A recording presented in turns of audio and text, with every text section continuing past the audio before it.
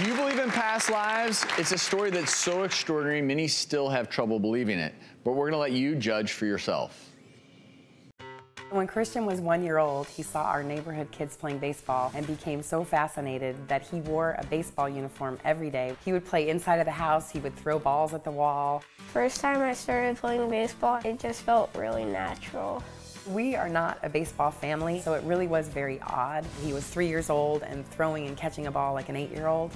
I took Christian to see a professional baseball game. We were walking through the stadium in Boston and he saw this big picture of Babe Ruth. I don't like Babe Ruth. He got so upset saying, "I don't like him, he was mean to me." That's when I had an inkling that something was going on. I started to look into the internet, into the idea of reincarnation in children, and I took photographs from Babe Ruth's era and said, "Do you see anyone here that doesn't like Babe Ruth?" And he immediately pointed to a player with dimples. He said, "That's me." And the man who he pointed to was Lou Gehrig. To have him say these things, it was actually very disturbing, and I was concerned.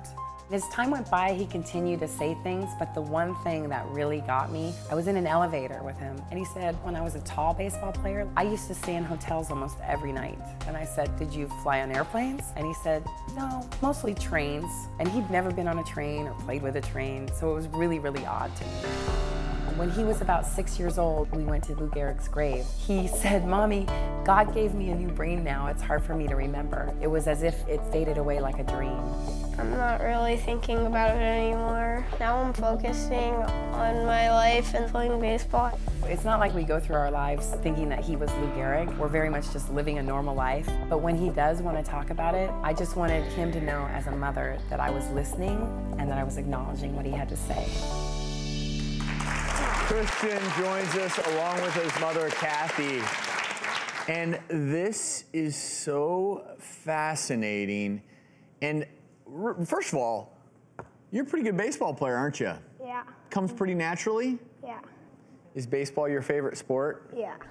What do you want to be when you grow up? A baseball player for the Dodgers. Nice, Dodger blue. As a mom, I cannot even fathom trying to put this together in your brain when your child is telling you these things. Yeah, it has been quite a journey. And when Christian first started sharing these stories with us with very specific memories of things that turned out to be historically accurate, and they were things that we could have never known, he could have never known, that I didn't even know. I had to look it up on the computer. I didn't believe in reincarnation, right? It wasn't something that was part of my belief system.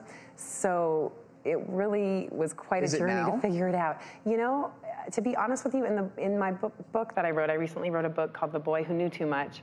And I don't really come to that conclusion. I really just provide the evidentiary moments, what occurred in our life, and I kind of leave it up to the reader to interpret it, because what came through the most was evidence that our souls survive this earthly existence and that love can surpass one lifetime.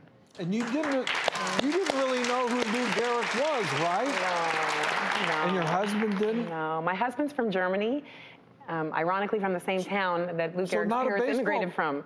So Yeah. Not a baseball player? No, a tennis player. I think if nothing else, it just forces us to think outside of ourselves, and this power in the universe, who knows? You can't explain everything that happens. And I'm really also happy that you brought this book, and you have a surprise, I understand, for our audience. I do. So each member of the audience is going to get a free copy of the book. Thank you. Well, Christian, regardless of all the things that happened to you when you were young, you're living your own life now, and we can't wait to follow along. Good luck with everything you do in this world, my friend. Thanks. We'll be right back.